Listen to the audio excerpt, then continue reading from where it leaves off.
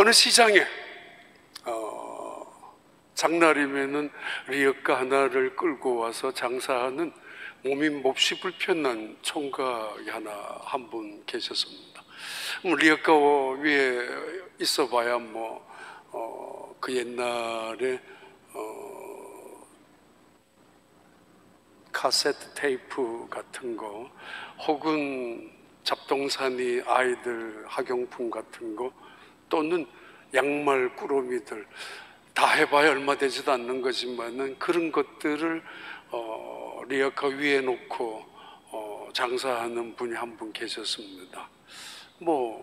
누구나 시장에 장날이면 경험할 수 있는 그런 풍경입니다. 오래전에 뉴욕에 이민 온 분들, 꽤 많은 분들이 그렇게 시작하기도 했대죠. 센트럴 파크 근처에서 관광객들을 대상으로 그냥 짊어지는 박스 하나 열어놓고 목걸이, 귀걸이, 머리에 그런 뭐라 그러죠? 그런 거. 그때 당시까지만 하더라도 대부분 인디언들이 만들었던 그런 제품이지만은 한국 분들이 만드는 거 얼마나 예뻐요. 아주 아름답고, 그 가게를, 그런 좌판에 장사를 꽤 많이 했었던 것 같습니다. 뉴욕 근처. 근데 이번에 하와이 갔는데 하와이에서도 그랬대요. 배에 큰 컨테이너 박스 하나가 들어오면은 적어도 한국 이민 온 사람들 50가정, 그때는 이민을 하와이로 꽤 많이 한 50년 전쯤에 그랬던가 봐요. 한 50가정, 많게는 100가정이 컨테이너 박스 하나를 통해서 몇 년을 살았다고 그래요. 그걸 들고 이제 해변가로 가서 관광객들에게 팔았다고 그랬죠. 그렇게 힘들게 시작한 이민자들이 꽤 많습니다. 듣기도 하고 보기도 하고. 근데 하여튼 시장 한 모퉁이에 장날이면은 수레를 끌고 왔던 그 젊은 총각은 노래가 모든 사람들이 듣기에 너무 구슬펐던가 봐요. 노래하는 게, 아니 본인이 노래하는 게 아니라 그 팔고 있는 테이프 중에 녹음기에 올려놓고 파는데, 물론 동정을 받고 싶어서 그런 슬픈 노래를 틀었는지, 아니면은 자기가 기쁜 일이 없으니까, 자기 마음이 우울하니까, 기분이 안 좋으니까 그런 노래를 틀었었기도 할 겁니다. 근데 어느 날 갑자기 이분이 시장에 나타나질 않았습니다.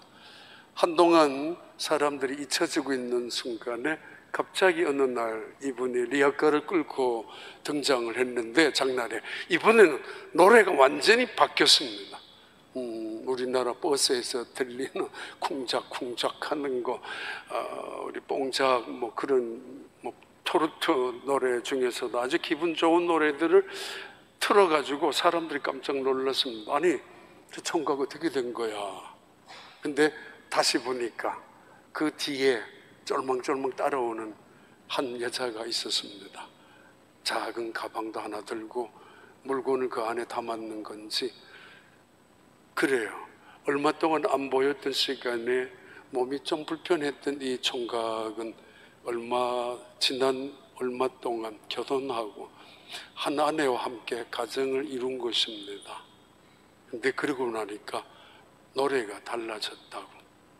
한 여자와 함께 새로운 인생을 시작했던 그 사람의 생각이, 정서가, 가치관이 달라졌는지, 그래서 시장 안에 지금까지 슬픈 노래 그 사람이 오면은 그런 분위기, 우울한 분위기였는데 그분 다시 노래를 바꾸면서 들뜨기, 좀 분위기가 다시 새롭게 반전이 되기 시작했었던 어떤 글, 진짜이기도 하고 그런 이야기를 본 적이 있습니다.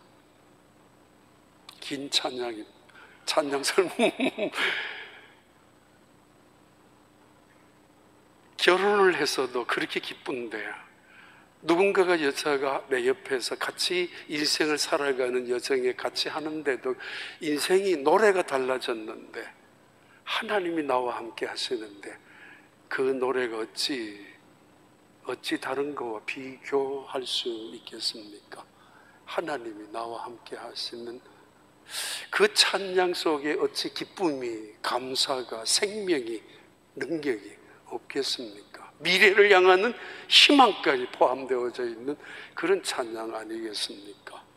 더더구나 하나님이 함께하는 그 찬양, 오늘도 여름이지만은 그래도 옆 사람 서로 힘이 되는, 내 한 사람을 통해서 옆 사람을 통해서 함께 이루어 나가는 찬양, 그 찬양에 축복이 있기를 바라고, 하나님이 함께하여 줄 수 있는 우리의 찬양이, 우리의 기도가, 우리의 예배가 어떠해야 되겠습니까? 날마다 그 영광이 임하는 슬픈 노래가 아니라 언제부턴가 한 여자 때문에도 노래가 달라지는 인생을 살아가는데, 고난 속에서도, 때로는 실패 속에서도, 그러나 함께 하시는 하나님, 무서울 게, 두려울 게, 걱정할 게 또 뭐 있겠습니까?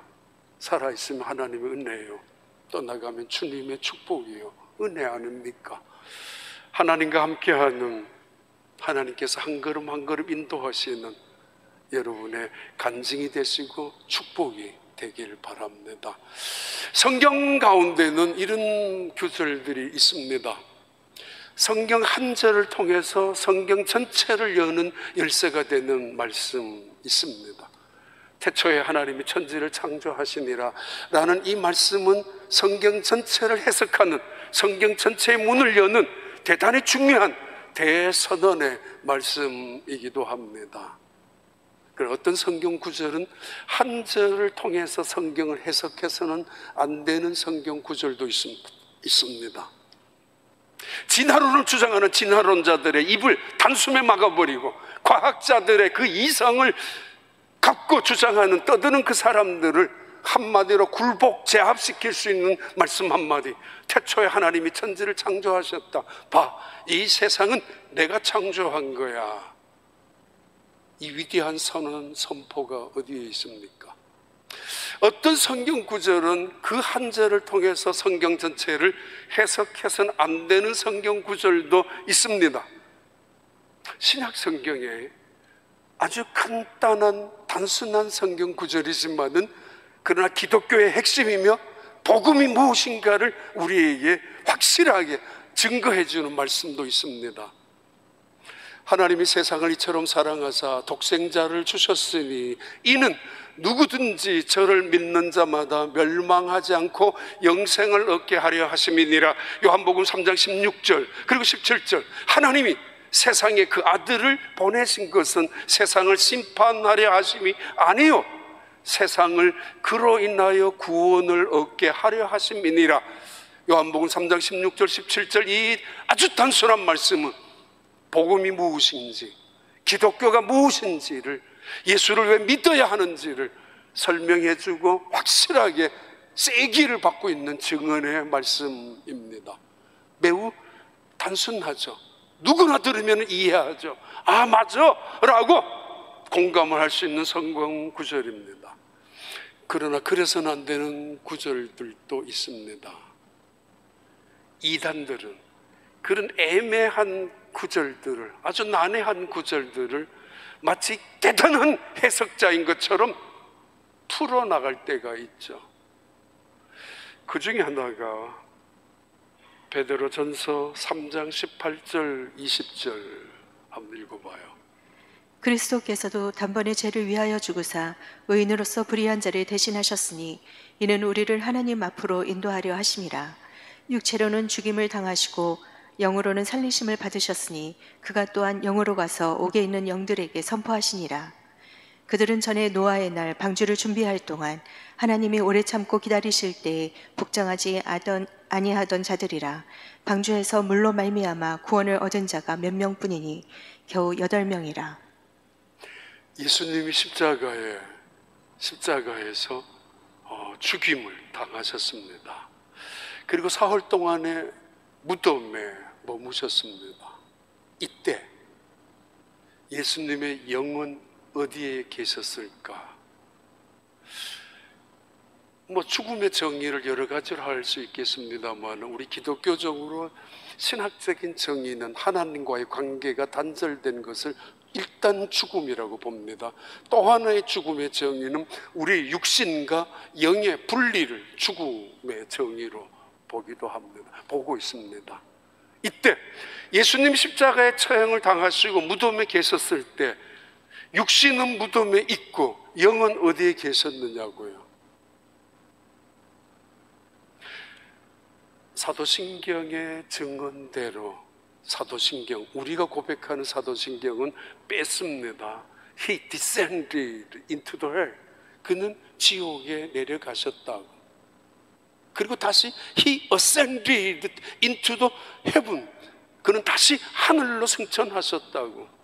사도신경은 빼지 않고 영어 성경은 그렇게 지적을 하고 있지만은 우리는 사도신경을 뺐습니다. 그가 지옥에 가시다니 말도 안 돼. 그런 의미 때문에. 만약에 지옥에 가셨다면은, 옥에 가셨다면 하데스, 스월 이런 의미의 지옥이겠지만은 이때 옥은 무엇을 말할 것인가? 스월을 말하는가? 하데스를 말하는가? 옥이 무엇인가? 옥이 어디에 있단 말인가? 세 번째는 이때 옥에 가셨다면은 어딘가 있겠지. 그렇다 할지라도 거기 왜 가셨지? 전도하러 가셨어? 왜? 전도하러 가셨다면 누구를 위하여? 누구 때문에? 그럼 성경적으로 말하면 사람이 한 번 죽는 것은 정한 이치요 죽은 이후에는 반드시 심판이 있을 거라고. 이례적인 심판입니다. 다시 두 번 기회가 있다는 것 의미하는 게 아닙니다. 그렇다면 예수님이 옥에 가셨어? 그렇다 할지라도 다시 전도하러 가셨어? 그렇다 할지라도 그러면 성경 전체가 어떻게 해석이 가능합니까? 다시 전도를 받을 수 있는 기회가 주어진다고? 아니, 예수님께서 친히 말씀하셨잖아요. 부자 이야기와 거지 나사로. 부자가 죽고 나가지고 지옥에 있었을 때 하나님을 향하여 울부짖지 않습니까? 제발 침 한 방울이라도 떨어뜨리게 해달라고. 너무 뜨거워서 견딜 수 없다고. 하나님이 단호하게 잘라 말씀하셨습니다. 기회는 끝이라고. 너와 나 사이에 긴 구렁텅이가 있기 때문에 올 수도 갈 수도 없다고. 아니, 한 번이라도 다시 기회를 준다면 내 가족들에게 지옥이 있다는 사실을 알려주고 오겠다고. 그것만 다시 기회를 달라고. 그래도 노 했습니다. 너가 살아있을 때도 믿지 않았던 사람들, 너가 나가서 기회를 준다고. 아니, 이건 기회가 끝이야 라는 말이죠. 그런 의문을 가질 수 있는 이 성경 구절입니다. 봐요. 다시 한번 천천히 읽어봐요. 그리스도께서도 단번에 죄를 위하여 죽으사 의인으로서 불의한 자를 대신하셨으니 이는 우리를 하나님 앞으로 인도하려 하심이라. 육체로는 죽임을 당하시고 영으로는 살리심을 받으셨으니 그가 또한 영으로 가서 옥에 있는 영들에게 선포하시니라. 그들은 전에 노아의 날 방주를 준비할 동안 하나님이 오래 참고 기다리실 때에 복종하지 아니하던 자들이라. 방주에서 물로 말미암아 구원을 얻은 자가 몇 명뿐이니 겨우 8명이라. 이 성경 구절을 가톨릭에서는 매우 중요한, 아주 중요한 연옥설의 근거로 붙잡고 있습니다. 그 유명한 이야기들이 있잖아요. 연옥설의 근거 중에 하나, 이 땅에 있는 자손들에게 말합니다. 여러분의 돌아가신 아버지, 어머니, 가족들의 울부짖는 소리가 들리십니까? 그들이 지금 연옥에서 울부짖고 있습니다. 낙원의 천국에 가고 싶어서. 그게 연옥설을 주장하는 그때 중세시대의 이야기이죠. 그리고 다시 두 번째 소리에 귀를 기울이라고 했죠. 자, 보세요. 연옥에서 지금 고난을, 고통을 당하고 있었던 여러분의 조상, 여러분의 가족들이 다시 천국으로 올라가고 있습니다. 이 소리를 들으십니까?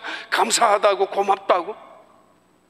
여러분이 이 땅에서 올려드리는 기도, 여러분이 이 땅에서 면죄부를 사는 그 헌금, 때로는 동전이 헌금함에 떨어지는 순간에 그 연옥에서 울부짖었던 여러분의 가족들이 기쁨으로 옮겨가고 있단 말입니다. 그 소리를 들으십니까?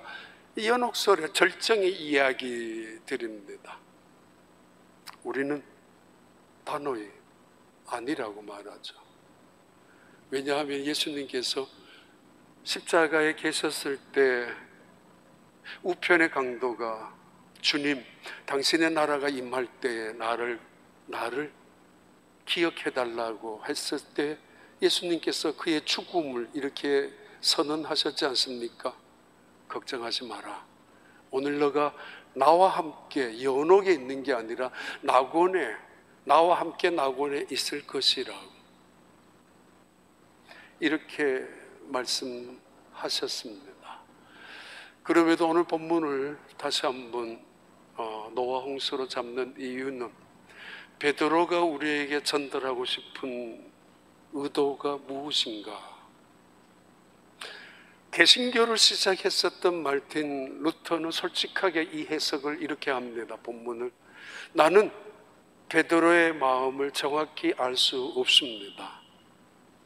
애매한 아주 어려운 구절이기 때문입니다. 그러나 분명한 것은 노아 홍수 사건은 이 역사적으로 있었다는 것이고, 오늘 또 이 노아 홍수의 사건은 우리를 향하여 경고하는 말씀이라고 믿는 것은 분명합니다.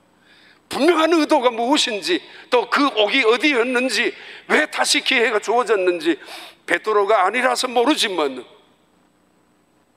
개신교를 시작했었던 존 칼뱅은 이렇게 해석합니다. 이때 그가 옥을 이야기한 것은 십자가 위에서의 죽었던 고통의 순간, 하나님으로부터 버림당했던 그 순간, 십자가 위에서 온갖 모진 고난 속에서 죽임을 당하고 있는 그 상황, 그 순간을 옥이라고 했을 것이고, 그 상황을 바로 영이 살아있었던 순간을 설명하는 것이라고 존 칼뱅은 그렇게 해석합니다. 이것이 그 유명한 우리 장로 교단의 웨스트민스터 신앙 고백에서도 정의하고 있는 정의입니다. 예수님이 십자가 위에서 고통당하셨던 죽음의 상태가 아니었을까라고 해석합니다. 자, 아무튼 노아 홍수 이야기를 다시 또 합니다. 또 반응이 있죠. 또라니, 이 그림 벌써 세 번째 아닌가? 네 번째 아닌가?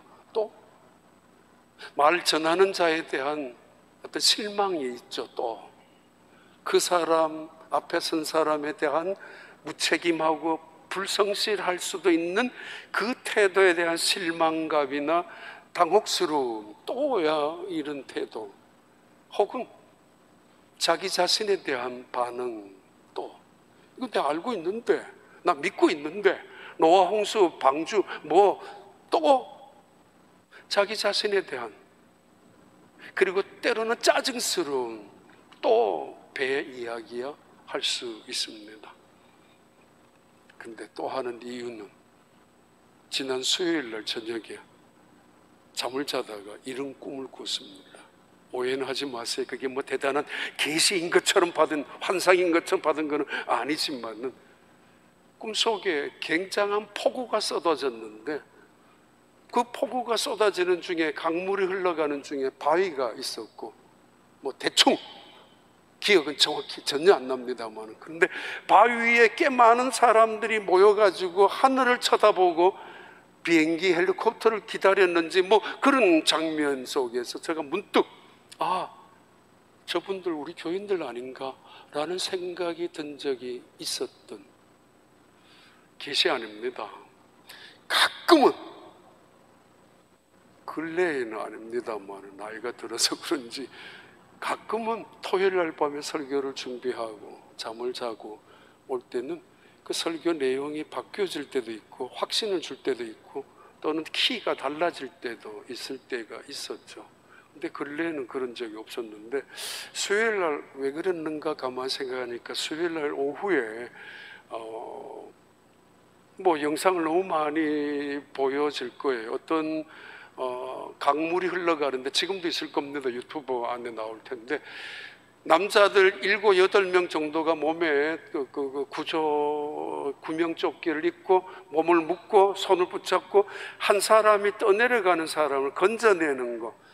그 건장한 남자들인데도 7, 8명 가까이나 되는 사람들인데 떠내려가는 한 사람을 붙잡는 게 그렇게 쉽지를 않아요. 놓치기도 하고 다시 내려가서 붙잡아 올리는데 강물이 물살이 너무 샜는지, 그런데 천하보다도 귀한 한 생명을 건져내는, 그리고 조마조마할 만큼, 그리고 결국은 건져 나와서 나오는데 사람들이 한호성을 지르는 그 순간의 장면을 영상을 낮에 본 적이 있었습니다.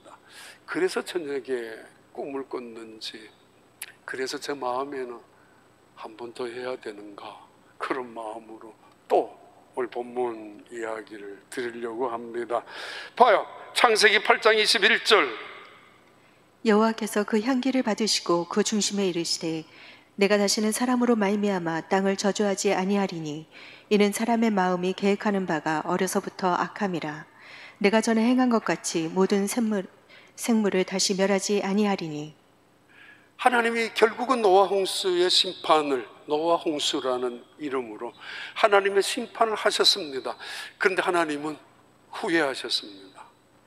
사람이 바꾸어지지 않았기 때문이고 세상이 하나님의 심판 때문에 달라진 것도 없기 때문입니다. 이때 하나님은 노아의 가족과 새로운 언약을 맺으셨는데 바로 오늘 본문의 9장 11절 13절입니다. 내가 너희와 언약을 세우리니 다시는 모든 생물을 홍수로 멸하지 아니할 것이라. 땅을 멸할 홍수가 다시 있지 아니하리라. 하나님이 이르시되 내가 나와 너희와 및 너희와 함께하는 모든 생물 사이에 대대로 영원히 세우는 언약의 증거는 이것이니라. 내가 내 무지개를 구름 속에 두었나니 이것이 나와 세상 사이의 언약의 증거니라. 이 무지개 언약, 상징적인 비유적인 언약을 원래는 보전의 언약이라고 하고 또는 은혜의 언약이라고 합니다. 용서의 언약이라고 부를 때도 있습니다. 노아 홍수가 끝난 다음 하나님은 노아와 맺은 언약, 인류와 맺은 새로운 언약, 보전의 언약 혹은 은혜의 언약을 무지개로 통하여 언약의 증거로 삼으시고 징표로 삼으시고 그 언약을 세우셨습니다. 어쩌면 수천만 명, 아니 어쩌면 그 이상의 수억, 1억, 10억이나 되는 그 당시의 인구 전체를 진멸하고 싶었던 하나님, 그러나 보존은 해야 되죠. 하나님이 창조하신 이 세상, 인류를 만드셨던 하나님, 그 인류를 보존시키셔야 되는데 누구를 통해서 할 것인가? 어떤 사람을 택해야 했었습니까? 그 사람을 택하는 기준은 무엇입니까? 실력입니까? 학력입니까? 외모입니까? 아니면 의로움입니까? 아니면 거룩한 어떤 도덕성입니까? 어떤 것을 기준으로, 어떤 것을 평가로 삼아서 그 사람을 택해서 그 한 사람을 보존의 인물로 삼을 것입니까? 하나님은 그 아들을 이 세상에 보내신 것은 심판하기 위함이 아니요 구원을 위하여 보내셨다고 하셨던 하나님의 말씀처럼 하나님의 근본 목적은 심판이 아니라면은, 그러면 누군가를 구원해야 된다면 누구였습니까? 노아였습니다. 왜 노아였습니까? 그 당시에 노아만한 사람이 없었습니까? 노아만큼 괜찮게 살아가는 사람이 없었겠습니까? 아니 어쩌면 노아보다도 더 깨끗하게 사는 사람도 있을 수도 있다면 하나님은 왜 노아 한 사람만을 택했겠습니까? 도대체 무엇이 기준입니까? 그 기준은 아무것도 아니라 은혜였습니다. 노아는 하나님의 은혜를 받은 사람입니다. 은혜, 다른 기준, 다른 평가 하나 없이 그러기에 노아는 겸손할 수밖에 없고, 나보다 의로운 사람이, 나보다 더 선한 사람이, 나보다 더 완벽한 사람이 있을 수도 있었다라는 사실을 어느 정도는 인정을 해야 하고, 이 수억만 중에서 하필이면 나냐라고, 그 속에서 그는 은혜 받은 사람으로 우리에게 설명하고, 그는 하나님과 그 은혜의 결정적인 단어가 하나님과 동행한 사람. 자기가 싫어하는 사람과 동행할 리가 있겠습니까? 마음이 안 맞는 사람과 어찌 동행할 수 있겠습니까? 지옥이죠. 그 시간이 짧은 거리라 할지라도 말입니다. 그러기에 하나님은 이 노아와 동행했었던 호모 베아토르라는 길 위에 여정을 떠난 사람으로 언제나 기쁨을 가지고 살았던 사람, 그 노아, 은혜를 받은 노아의 이야기, 사도 베드로는 우리에게, 초대교회 성도들에게 이 노아의 홍수의 사건은 역사적인 사건이었다라고 거듭 말하고, 그러면서 우리에게 말하죠. 그때는 물로 심판을 했었지, 그러나 이제는 불로 할 거야. 바다가 용솟음치고 쓰나미가 일어나고 사산이 화산이 폭발해가지고 하늘로 치솟고 땅이 흔들리고 온통 지진이 일어나고 허리케인 토네이도가 곳곳에 불어닥치고 있는 세상에 살아갑니다. 그 근본적인 가장 큰 이유 중에 하나가 뭘까요? 기후 때문이잖아요. 다른 증상으로 뭐라고 표현해요? 온 지구가 뜨거워지고 있다는 거잖아요.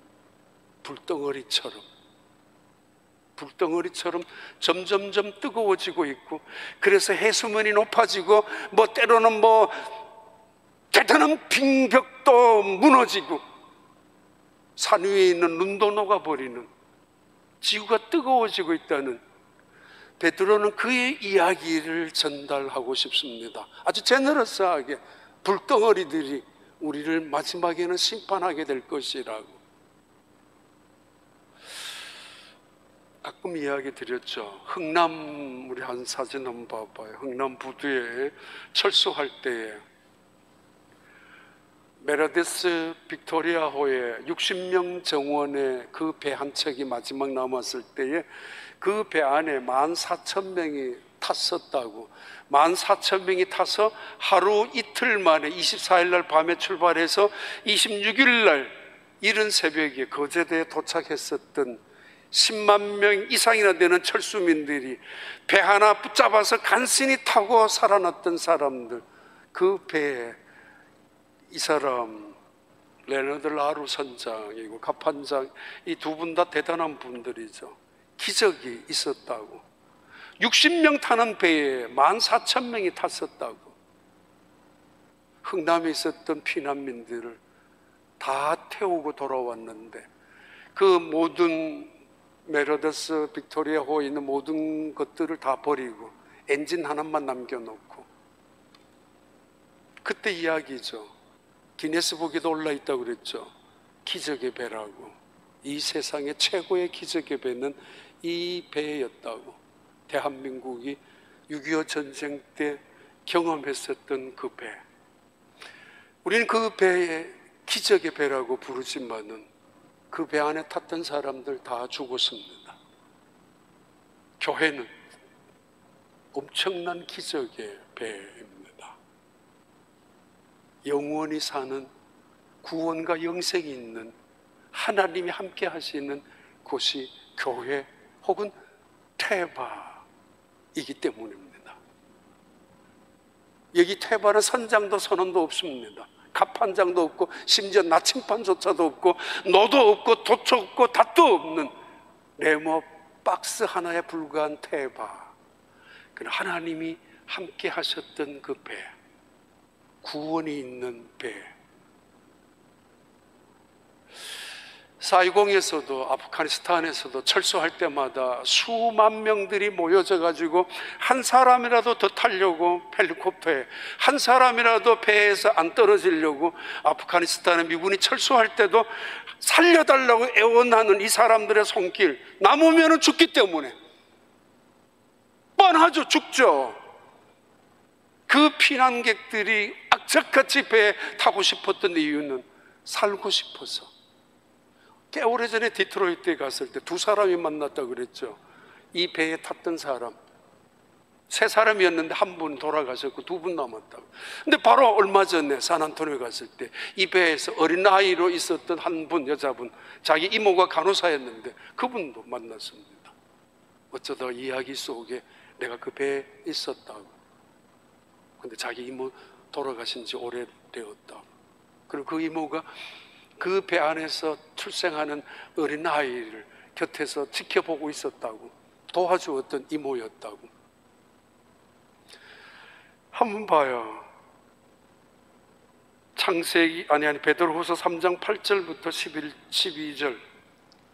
사랑하는 자들아, 주께는 하루가 천년 같고 천년이 하루 같다는 이 한 가지를 잊지 말라.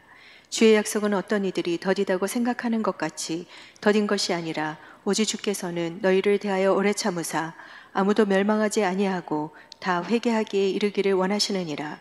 그러나 주의 날이 도둑같이 오리니 그날에는 하늘이 큰 소리로 떠나가고 물질이 뜨거운 불에 풀어지고 땅과 그 중에 있는 모든 일이 드러나리로다.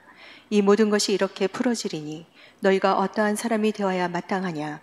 거룩한 행실과 경건함으로 하나님의 날이 임하기를 바라보고 간절히 사모하라. 그날에 하늘이 불에 타서 풀어지고 물질이 뜨거운 불에 녹아지려니와.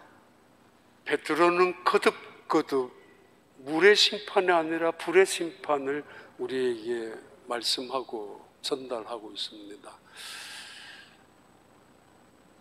찰스 콜슨이라고 아주 유명한 닉슨 대통령 시절에 대단한 참모였고, 한번 사진 한번 봐요. 찰스 콜슨이 감옥에서 나온 다음 7개월 동안 있다가 나온 다음 쓴 책이 바디라는, 교회라는 책입니다. 단막 28개 정도가 있는데 그 중에 하나 이런 이야기 자주 있습니다. 책상 위에 올려놓고 근래에는 또 미국이 타락하기 시작한 것들 중에 하나가 TV에 나타난 토크쇼라고. 저도 처음에 미국 왔을 때, 지금도 뭐 마찬가지지만 TV를 보잖아요. 그때 당시에 뭐 볼 것도 없고 또는 뭐 핑계 삼아서 영어도 해야 되겠다라는 거 뭐 늘지도 않지만 가끔은 오후 시간에 난장판 되는 토크쇼를 본 적이 꽤 많이 있습니다. 이게 무슨 쇼인지. 그래서 난장판이 될 때마다 아주 대단한 거인 같은 사람들 서너 명이 딱 무대 위에서 지켜 있어요. 싸울 때는 뜯어 말리고. 굉장히 자극적이고 더 자극적이고 흥미를 주지만은 비상식적이고 비도덕적인 그 인간답지 못한, 심지어는 짐승 같은 이야기를 함께 듣고 함께 보게 하는 토크쇼들. 어떤 엄마는 어린아이, 몇 살밖에 안 되는 어린아이를 매춘부로, 그래서 이 아이가 이야기하는 이야기들을 듣게 하고 거기에서 함께 그 충격적인 이야기 앞에 그리고 어떤 사람은 자기 애인의 이야기를 뭐 앞에 놓고 이야기하면 한 명인 줄 알았지만 어느 순간 4명, 5명이 등장합니다. 나도 애인이라고. 그러면서 난장판이 이루어지는, 때로는 중독증에 걸린 사람의 이야기, 성형 수술에 아니면은 무슨 뭐 흡입 수술, 뭐 별별 이야기들을, 물론 건전한 성공한 사람의 이야기, 책 이야기, 선한 사람들의 이야기도 있었겠지만은, 그러나 오직 이 자극적이고 아주 무자비할 정도로 더러운 이야기들이 꽤 많이 있었습니다. 혹시 기억할런지도 몰라요. 의자가 왔다 갔다 하고 멱살을 잡고 침을 튀기고 그 보는 앞에서 머리채를 잡고 싸우는 장면들. 찰스 콜슨 목사님 이야기입니다.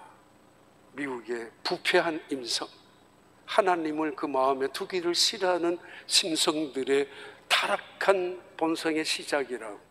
비상식적인 것들을 즐거워하고 하나님의 이야기는 길을 막고, 그리고는 세상 쾌락 속에 몰두하고 있는 세상의 사람들, 바로 그것이 노아 시대에 일어난 그 사람들의 이야기가 아니냐라는 거죠. 누가복음 17장 26절 27절 봐요.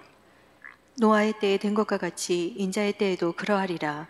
노아가 방주에 들어가던 날까지 사람들이 먹고 마시고 장가들고 시집가더니 홍수가 나서 그들을 다 멸망시켰으며. 예, 우리에게 던져줄 수 있는 말씀, 태바 하나님의 은혜의 언약 안에서 그 은혜를 붙잡고 은혜 받은 사람으로 살으라는 이야기며, 여전히 동시에 태바 하나님의 품 안에, 건물을 의미하는 교회만이 아니라 교회 안에, 그 안에 구원과 생명이 있다고. 세상 사람들처럼 그 이야기를 하는 사람들을 조롱하고 비웃고 살아가지 말고 하나님의 말씀에 귀를 기울이라는 거죠. 간증은 두 가지가 있습니다. 홍해의 간증이 있고 요단강의 간증이 있습니다.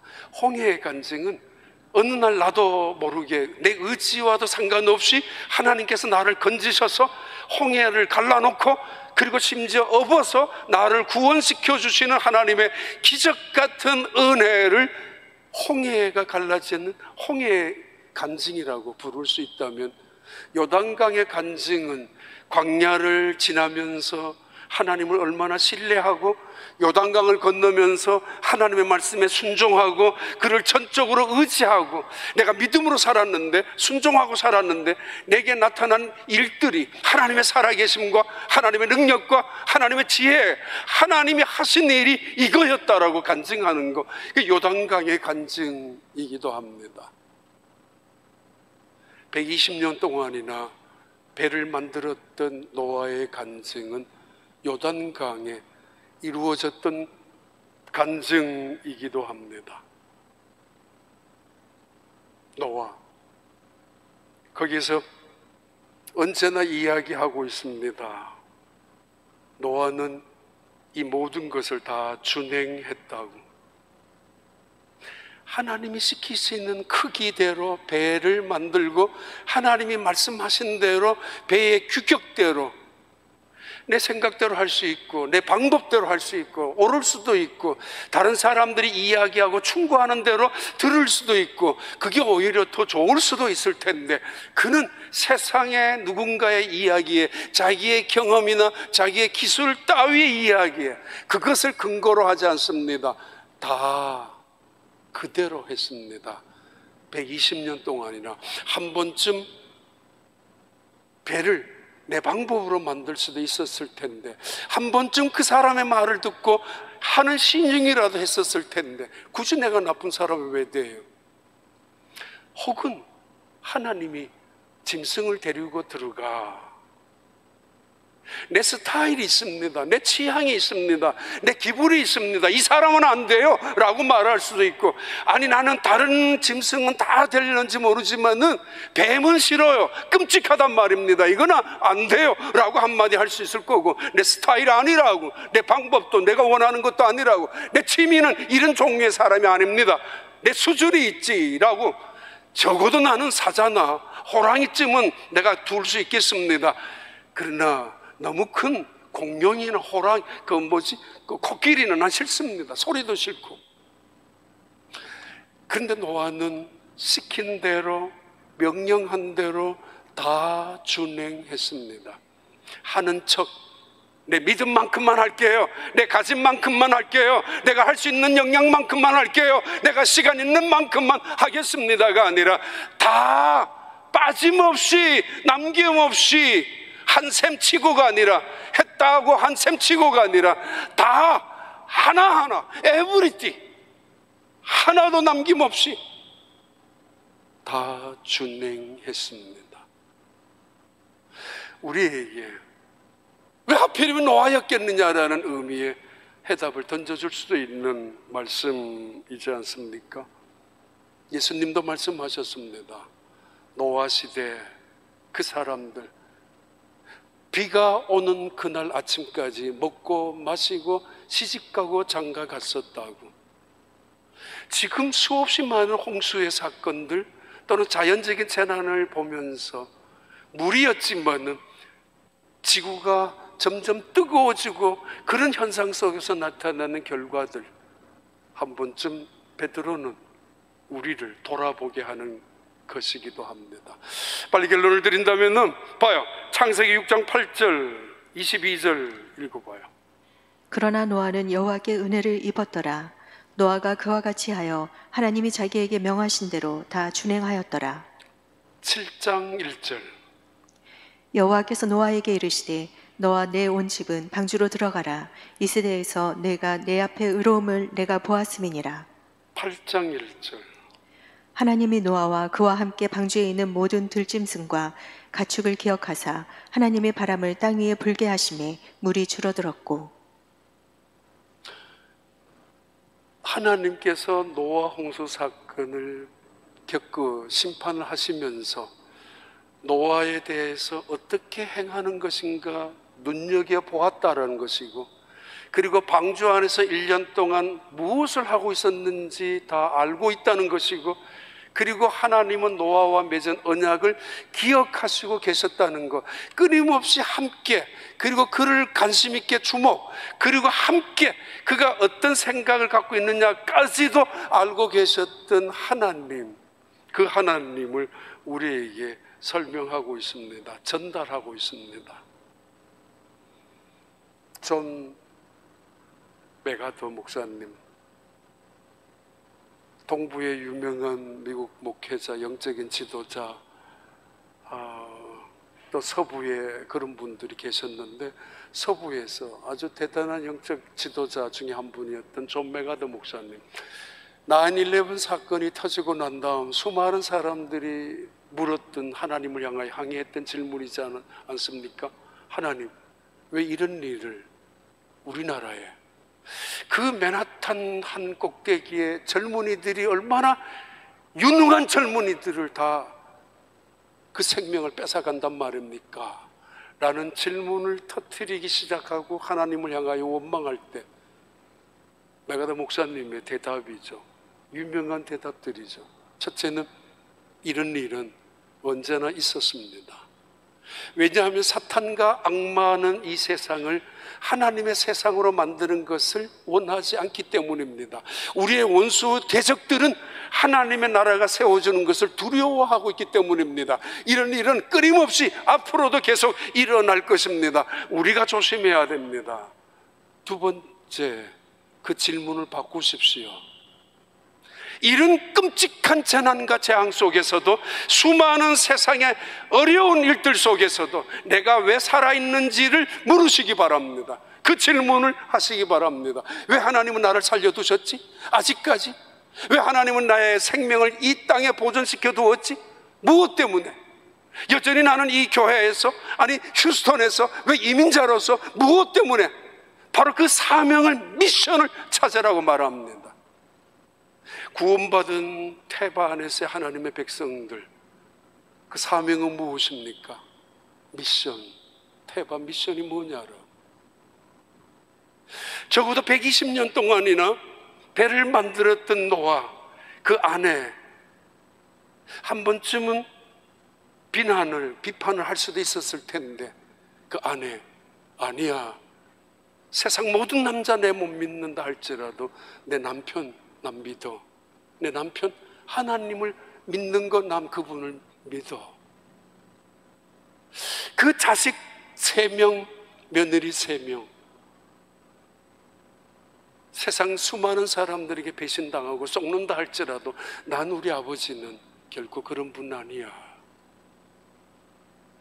그 아버지의 망치 소리를 들으면서, 배 만드는 모습을 보면서, 아버지의 땀 흘리는 모습을 보면서, 어쩌면 하나님의 가슴이 흐르고 있는 눈물을 닦아지는 그것을 바라보면서 상상했으면서, 그리고 아버지의 그 구원의 모습에 하나하나 전도당했던 가족들의 모습.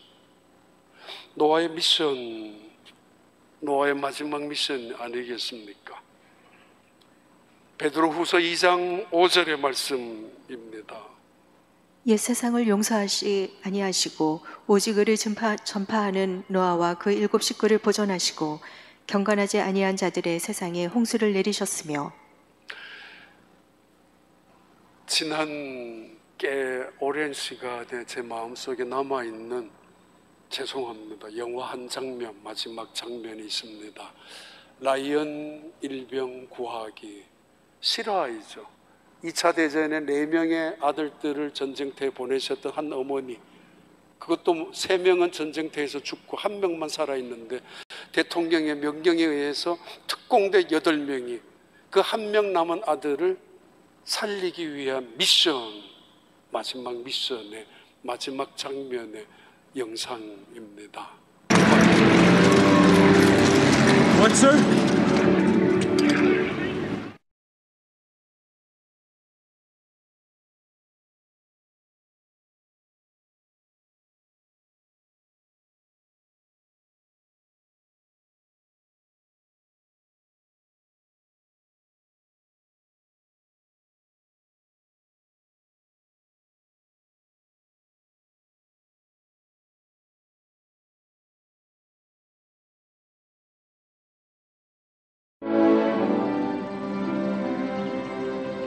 Every day, I think about what you said to me that day on the bridge. I've tried to live my life the best I could. I hope that was enough. I hope that at least in your eyes, I've earned what all of you have done for me.